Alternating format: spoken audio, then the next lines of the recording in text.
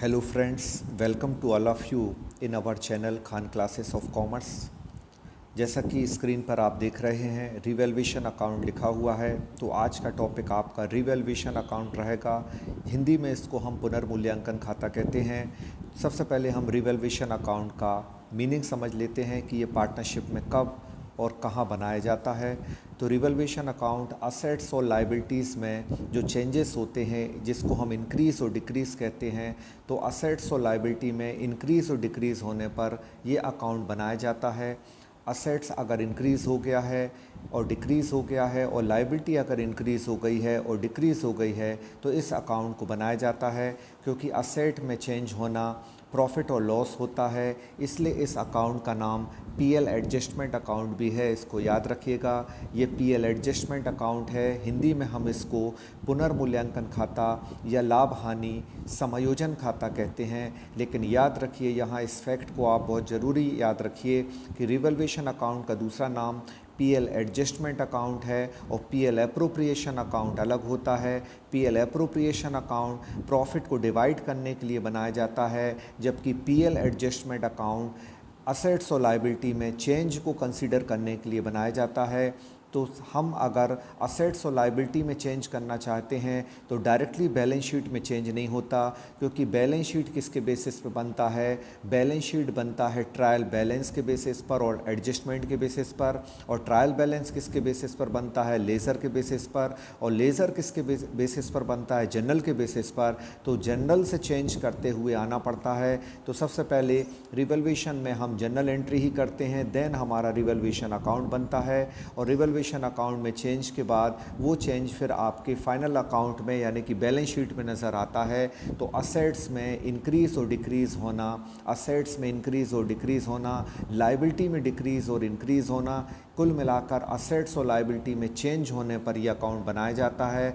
तो जितने भी चेंजेस होते हैं, असेट्स अगर इंक्रीज़ हो, डिक्रीज़ हो, लायबिलिटी इंक्रीज़ हो, डिक्रीज़ हो, तो ये पर्टिकुलर अकाउंट बनाया जाएगा जिसका नाम है रिवैल्यूएशन अकाउंट। और रिवैल्यूएशन अकाउंट अगर नेचर में पूछा जाए कैसा अकाउंट है, तो रिवैल्यूएशन अकाउंट आपका नेचर में नॉमिनल अकाउंट है। इसको हिंदी में हम नाम मात्र का खाता या आवास्विक खाता भी कहते हैं।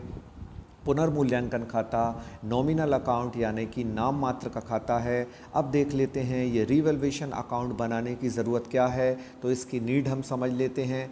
तो रिवैल्यूएशन अकाउंट कब कब बनाया जाता है? On the admission of new partner, जब कोई पार्टनर नया पार्टनरशिप में प्रवेश करता है, साझेदारी में आता है, तो रिवैल्यूएशन अकाउंट बनाया जाता है। फिर उसके बाद कोई पार्टनर अगर पुराना है लेकिन अब वो फर्म छोड़कर जाना चाहता है, तो on the time of retirement भी ये अकाउंट बनाया जाता है। On the death of partner, किसी साझेदार की मृत्यु होने पर भी ये पर्टिकुलर अकाउंट बनाया जाता है। कोई पार्टनर जिसकी डेथ हो गई तब भी हिसाब किताब की ज़रूरत होती है, तब भी रिवैल्यूएशन अकाउंट बनाया जाता है। और इसके अलावा रिकॉन्स्टिट्यूशन ऑफ पार्टनरशिप फर्म, यानी कि पार्टनरशिप में पार्टनर्स अपने रेशियो को जब चेंज कर लेते हैं, ओल्ड रेशियो को कन्वर्ट कर लेते हैं कुछ न्यू रेशियो में, यानी कि उनके profit and loss sharing ratio में कुछ चेंजेस आता है, तो उस चेंज पर भी रिवैल्यूएशन अकाउंट बनाया जाता है। और लास्ट कंडीशन है अमलगमेशन पर। अगर दो पार्टनरशिप फर्म मिलकर एक हो रही हैं, दो पार्टनरशिप फर्म मिलकर अमलगमेट हो रही हैं, तब भी आपका रिवैल्यूएशन अकाउंट बनाया जाएगा। तो रिवैल्यूएशन अकाउंट का दूसरा नाम क्या है? रिवैल्यूएशन अकाउंट का दूसरा नाम पीएल एडजस्टमेंट अकाउंट है। रिवैल्यूएशन अकाउंट कैसा अकाउंट है? तो एक नॉमिनल अकाउंट है। रिवैल्यूएशन अकाउंट कब बनाया जाता है? तो इन 5 कंडीशन में बनाया जाता है, जो कि अभी हमने आपसे डिस्कस की। अब रिवैल्यूएशन अकाउंट में हम समझ लेते हैं कि ये 5 कंडीशन में बनाया जाता है। तो एडमिशन पर आपकी प्रोसेस क्या होगी, तो हम एडमिशन के पर्टिकुलर पॉइंट ऑफ व्यू से आपको बता देते हैं कि रिवैल्यूएशन अकाउंट आपका जो बनाया जाता है उसमें किस क्रम में खाते बनाए जाते हैं। तो जब किसी पार्टनर का एडमिशन होता है तो अकाउंट्स बनाने का क्रम क्या होगा? तो खाते बनाने का क्रम होगा, सबसे पहले रिवैल्यूएशन अकाउंट बनता है। रिवैल्यूएशन अकाउंट सबसे पहले बनेगा, उसके बाद पार्टनर्स कैपिटल अकाउंट बनेंगे। तो जो पार्टनर्स के कैपिटल अकाउंट होंगे वो बनाए जाएंगे। इसके बाद क्या बनेगा? इसके बाद बैलेंस शीट बनेगी। अगर आपसे एग्ज़ाम में पूछ लिया जाए कि on the time of admission what account will be made in the books of partnership firm, तो पहले रिवैल्यूएशन अकाउंट बनता है, फिर रिवैल्यूएशन अकाउंट में जो प्रॉफिट आता है वो ट्रांसफ़र हो जाता है कैपिटल अकाउंट में, और देन उसके बाद जो रिवैल्यूएशन अकाउंट में असेट में इंक्रीज़ और डिक्रीज़ हुआ है, उस असेट के इंक्रीज़ और डिक्रीज़ होने से मतलब उस जो चेंज हुआ है उस चेंज को हमारी बुक्स में रिकॉर्ड करने के लिए हमें balance sheet of new firm बनाना पड़ती है। तो balance sheet of new firm वहाँ बनाई जाती है। तो ये क्रम हो गया, ये 3 चीज़ों का क्रम है, लेकिन ये 4 भी हो सकता है। तो 4 कब होगा? इसमें चौथी चीज़ क्या नहीं नई ऐड होगी? तो नई चीज़ इसमें ऐड हो सकती है पार्टनर्स करेंट अकाउंट। और पार्टनर्स करेंट अकाउंट कब बनाया जाता है? When capital is fixed, so partner current account will be open. अगर पार्टनरशिप में पार्टनर की कैपिटल फिक्स्ड है, स्थायी पूंजी है, तो साझेदारों के चालू खाते यानी कि पार्टनर्स करेंट अकाउंट भी ओपन किए जाते हैं। तो ये 3 का क्रम बदल के क्या हो जाएगा? 4 हो जाएगा, और बैलेंस शीट चौथे ही नंबर पर रहेगी और पहले नंबर पर रिवैल्यूएशन अकाउंट रहेगा। तो इस तरीके से आपको समझ में आ गया होगा कि रिवैल्यूएशन अकाउंट क्या है, कैसे बनाया जाता है। अब इसके एक बार हम फॉर्मेट को देख लेते हैं कि ये किस बेसिस पर बनाया जाता है। तो हम आज आपको जो है एक सैंपल प्रोवाइड कर रहे हैं कि हम किस तरीके से अपनी जो पेड क्लास है उसमें इंग्लिश वालों को और हिंदी वाले दोनों मीडियम को हम किस तरीके से डील कर रहे हैं, और दोनों मीडियम वाले जो हैं वो 100% सेटिस्फाइड हैं। तो आप भी जिन लोगों ने हमारे कोर्स को अभी तक ज्वाइन नहीं किया है, तो हमारा कंटेंट देखकर, हमारा क्वालिटी ऑफ मटेरियल देखकर आप हमारे बैच को जल्दी से ज्वाइन कर सकते हैं, ताकि आपका लॉस बिल्कुल भी ना हो। अभी इनिशियल स्टेज पर हमारा सिलेबस चल रहा है, और डिटेल के लिए आप हमारे नंबर पे कॉल भी कर सकते हैं, ताकि हम आपको पूरी इन्फॉर्मेशन हमारे स्टडी प्लान की दे सकें। चलिए जल्दी से हम रिवैल्यूएशन अकाउंट का क्या देख लेते हैं, फॉर्मेट देख लेते हैं कि रिवैल्यूएशन अकाउंट किस तरह और किस बेसिस पर बनाया जाता है। जो स्क्रीन पर आप देख रहे हैं वो रिवैल्यूएशन अकाउंट यानी कि पीएल आपका एडजस्टमेंट अकाउंट है, पीएल एडजस्टमेंट अकाउंट है। अब ये अकाउंट किस बेसिस पर बनता है, किस तरह बनाया जाता है, इसके फॉर्मेट को समझ लेते हैं, ताकि आपको पूरा कंफर्म हो जाए कि रिवैल्यूएशन अकाउंट कैसे बनता है और कहाँ किस मत को लिखा जाता है, क्योंकि इसके अंदर से क्वेश्चन जो है वो जनरेट होते हैं। अब बहुत ही सिंपल फॉर्मेट हम आपको बताने वाले हैं, और इतना शॉर्ट में बताने वाले हैं कि रिवैल्यूएशन अकाउंट को बनाने का तरीका आप बहुत इजी वे में समझ लेंगे। तो सबसे पहले आइए देखते हैं। इसमें सबसे पहले हम ये देखते हैं कि एक चीज़ होती है लॉस और एक चीज़ होती है क्या प्रॉफिट। और लॉस को हमने पढ़ा है कि ऑल लॉसेस आर डेबिटेड, समस्त व्यय हानि खर्चों को डेबिट करते हैं तो डेबिट कर दिया जाएगा। और लाभ प्राप्ति आय यानी प्रॉफिट वगैरह जो होते हैं, प्रॉफिट होता है, इनकम होती है, उनको हम क्या करते हैं? क्रेडिट। बस इसी लॉजिक पर आपका क्या बनाया जाता है? पीएल एडजस्टमेंट अकाउंट, जिसको हम रिवैल्यूएशन अकाउंट कहते हैं। अब हम पहचानेंगे कि असेट में इंक्रीज़ होगा तो क्या होगा। अब 2 तरह की चीज़ें होती हैं, हमने आपसे बताई, असेट्स और दूसरा क्या होता है? लायबिलिटी। तो असेट में 2 तरह की चीज़ें होंगी, एक असेट में क्या होगा? इंक्रीज़ होगा, और एक असेट में क्या होगा? डिक्रीज़ होगा, क्योंकि चेंज के 2 मायने होते हैं, या तो उसमें इंक्रीज़ होगा वृद्धि होगी, या डिक्रीज़ होगा तो कमी होगी। लायबिलिटी में भी इंक्रीज़ होगा या तो फिर क्या होगा? डिक्रीज़ होगा। तो एक इंक्रीज़ प्रॉफिट है, एक डिक्रीज़ लॉस है। किस में प्रॉफिट है, किस में लॉस है, चलिए देख लेते हैं। तो बताइए, असेट का बढ़ना बिजनेस का क्या है? असेट का बढ़ना बिजनेस का प्रॉफिट है, क्योंकि असेट बढ़ जाएगी तो आपको फ़ायदा होगा, तो हमने प्रॉफिट लिख दिया। लेकिन असेट का कम होना आपका क्या है? लॉस है, तो हमने यहाँ एल लिख दिया। अब लायबिलिटी का इंक्रीज़ होना बताइए हमारे लिए क्या है? लॉस है। कैसे लॉस है? क्योंकि हमें कम पे करना थे, अब ज़्यादा पे करना पड़ रहे हैं, तो ये हमारा क्या हो गया? लॉस। तो हम यहाँ एल लिख देते हैं।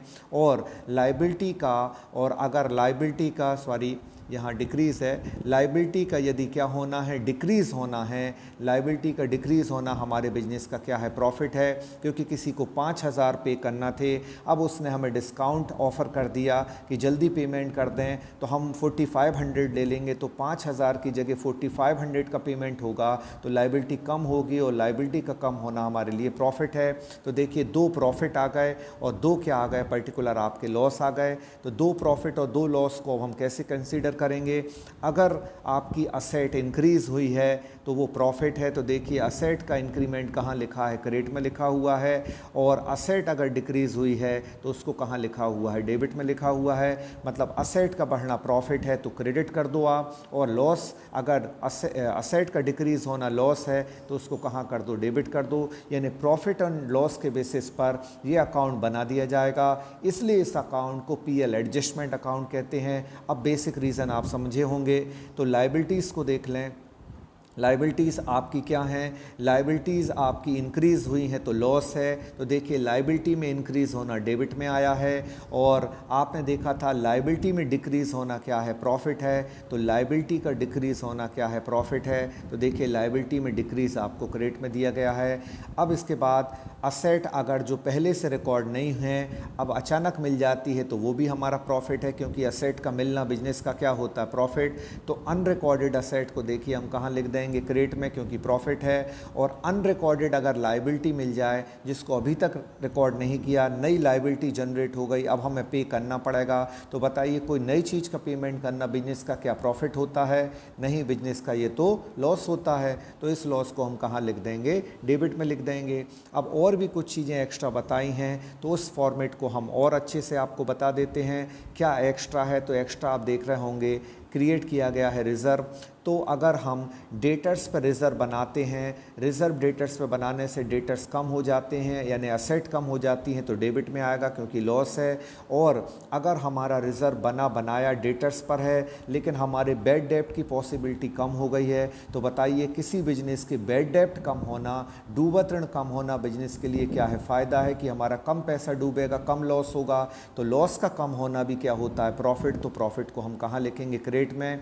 रिज़र्व हम बनाते हैं तो डेबिट में, और रिज़र्व अगर हम कम करते हैं किस पर, डेटर्स पर, तो क्रेडिट में लिखा जाता है। तो देनदारों पर संचय बनाएं या बढ़ाएं तो डेबिट में, और देनदारों पर संचय यदि कम किया जाता है तो क्रेडिट में लिखा जाता है। अब आपके पास एक सिंपल फंडा है, प्रॉफिट कैसे आता है, क्रेडिट के टोटल में से हम डेबिट घटा दें, यानी क्रेडिट के टोटल में से यदि हम डेबिट लेस कर दें तो क्या आ जाता है, प्रॉफिट। तो देखिए डेबिट में क्या दिया गया है, प्रॉफिट।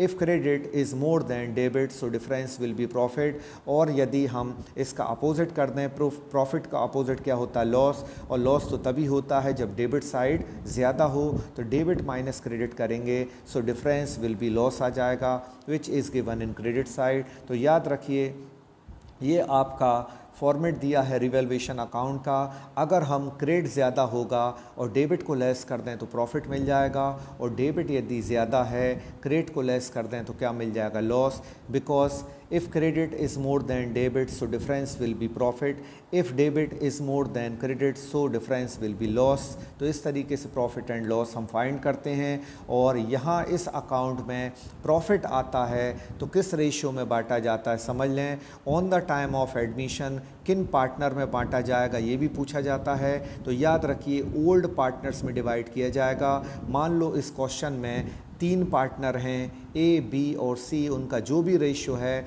उस रेशियो में डेबिट में प्रॉफिट को हम डिवाइड कर देंगे। लेकिन डी पार्टनर जो नया आया है उस नए पार्टनर को रिवैल्यूएशन का प्रॉफिट नहीं दिया जाएगा और ना ही रिवैल्यूएशन का लॉस दिया जाएगा। तो ये क्वेश्चन इस तरीके से आता है कि रिवैल्यूएशन अकाउंट में प्रॉफिट को किस रेशियो में बांटते हैं। आपके पास ऑप्शन आएगा गेनिंग रेशियो, सेक्रीफाई रेशियो, और फिर 2 कन्फ्यूजिंग पॉइंट भी आएंगे, क्या कि in old partners in their old ratio और in all partners in their new ratio. तो आप इसमें टिक करेंगे in old ratio, in old partners, मतलब पुराने अनुपात में, पुराने साझेदारों में ये रिवैल्यूएशन का प्रॉफिट बांट दिया जाता है। तो इस तरीके से क्वेश्चन जनरेट होते हैं। तो हमने आपको बेसिक इन्फॉर्मेशन रिवैल्यूएशन अकाउंट की प्रोवाइड की है। अब आगे रिवैल्यूएशन अकाउंट का प्रॉफिट आया अभी कहाँ था, डेबिट में, क्योंकि credit is more than debit था। इसको ट्रांसफ़र कैसे करेंगे अगले अकाउंट में वो भी हम आपको पीएल अकाउंट में बताने वाले, वो भी हम आपको पार्टनर्स के कैपिटल अकाउंट में ट्रांसफ़र बताने वाले हैं कि किस तरीके से ये पार्टनर्स के कैपिटल अकाउंट में ट्रांसफ़र होगा। तो आप स्क्रीन पर नीचे वाला अकाउंट, जिसको हम नीचे वाले अकाउंट को हम क्या कहते हैं, रिवैल्यूएशन अकाउंट के बाद बनने वाले अकाउंट को हम क्या कहते हैं, रिवैल्यूएशन अकाउंट के बाद बनने वाले अकाउंट को हम पार्टनर्स कैपिटल अकाउंट कहते हैं। देखिए प्रॉफिट यहाँ धनंजय और लोकेश का आया था, अभी हमने आपको बताया था कि क्रेडिट यदि ज़्यादा हो और डेबिट यदि कम हो तो क्रेडिट के टोटल में से डेबिट लेस करके डेबिट में प्रॉफिट निकालते हैं। और इस प्रॉफिट का ट्रांसफ़र देखिए कहाँ हो रहा है, इस प्रॉफिट का ट्रांसफ़र पार्टनर के कैपिटल अकाउंट में क्रेडिट में हो रहा है। तो याद रखिए प्रॉफिट जब फाइंड करते हैं तब वो डेबिट में आता है, लेकिन प्रॉफिट जब ट्रांसफ़र करते हैं तो कहाँ आता है, क्रेडिट में आता है, अपनी असल तरफ आता है, जो उसका एक्चुअल साइड है, जो उसका ओरिजिनल साइड है, प्रॉफिट वहाँ आएगा। प्रॉफिट फाइंड होगा तो डेबिट में। किसी भी अकाउंट में प्रॉफिट फाइंड करें, आप अगर पुराना अपने दिमाग में ही थोड़ा सोचें कि पीएल अकाउंट में हम बनाते थे तो नेट प्रॉफिट कहाँ आता था, पहले डेबिट में आता था, क्योंकि क्रेडिट माइनस डेबिट होता था। तो प्रॉफिट कहाँ आता था, डेबिट में आता था कि नहीं। वैसे भी यहाँ प्रॉफिट कहाँ आया, डेबिट में। प्रॉफिट जब फाइंड होता है तब डेबिट में आता है, लेकिन जब ट्रांसफ़र करते हैं तब कहाँ आता है, क्रेडिट में आता है। आई होप ये कॉन्सेप्ट और ये यूज़फुल इन्फॉर्मेशन आपको अच्छे से समझ में आई होगी। अगर वीडियो को अभी तक आपने लाइक नहीं किया तो जल्दी से लाइक कर लें। तो ये आपका क्या हो गया, पर्टिकुलर रिवैल्यूएशन अकाउंट हो गया और पार्टनर्स कैपिटल अकाउंट हो गया।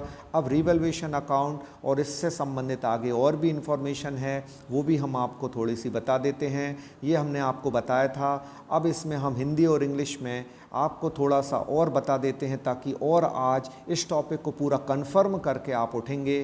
तो देख लीजिए स्क्रीन पर आपको दिया गया है रिवैल्यूएशन अकाउंट। तो रिवैल्यूएशन अकाउंट को हमने बताया था क्या कहा जाता है, इस अकाउंट को पीएल एडजस्टमेंट अकाउंट कहा जाता है। ये असेट्स और लायबिलिटी यानी संपत्तियों दायित्वों में जो परिवर्तन होता है, चेंज होता है, उस चेंज के आधार पर यह अकाउंट बनाया जाता है। अब वो चेंज किस तरह का होता है, तो देखिए शुरुआत में बताया था increase in the value of asset, संपत्ति के मूल्य में वृद्धि होगी तो क्या होगा, लाभ होगा, इसलिए इसको प्रॉफिट कहेंगे।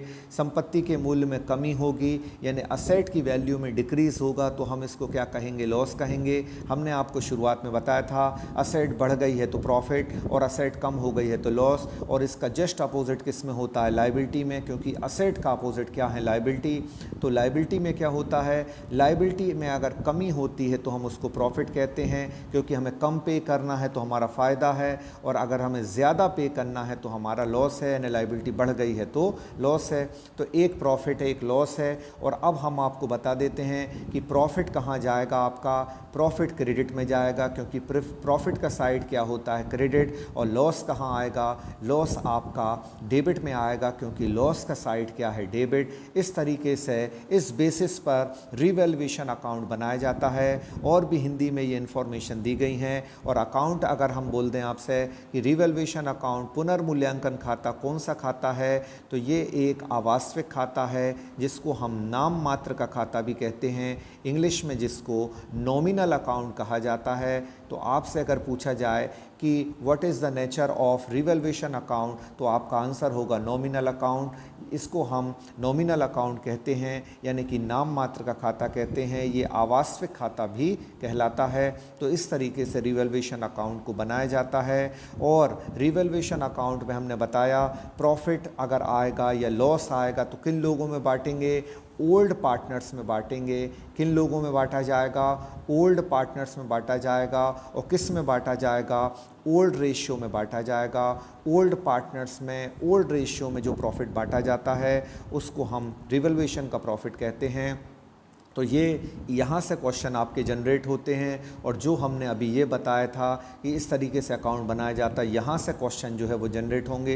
तो अब बेसिक और कॉन्सेप्चुअल क्वेश्चन आ रहे हैं। अब डायरेक्टली ये नहीं पूछा जाता कि ये अकाउंट जो है पर्टिकुलर क्या नेचर में कैसा है, अब ऐसा नहीं आता क्वेश्चन। अब तो क्वेश्चन जो हैं वो आने लगे हैं, फैक्चुअल और कॉन्सेप्चुअल आने लगे हैं कि इस अकाउंट को बनाते हैं तो इसकी डेबिट की मदें कौन सी हैं, क्रेडिट की कौन सी हैं, और इसमें प्रॉफिट और लॉस निकालेंगे तो कैसे निकालेंगे, कहाँ ट्रांसफ़र होगा, किस रेशियो में बांटेंगे। ऐसे फैक्चुअल क्वेश्चन, कॉन्सेप्चुअल क्वेश्चन अब जनरेट हो रहे हैं। इसलिए आज हमने आपको रिवैल्यूएशन अकाउंट लेकर आए। तो आई होप ये वीडियो आपको अच्छा लगा होगा। दोनों लैंग्वेजेस में हमने एक्सप्लेनेशन की पूरी कोशिश की है।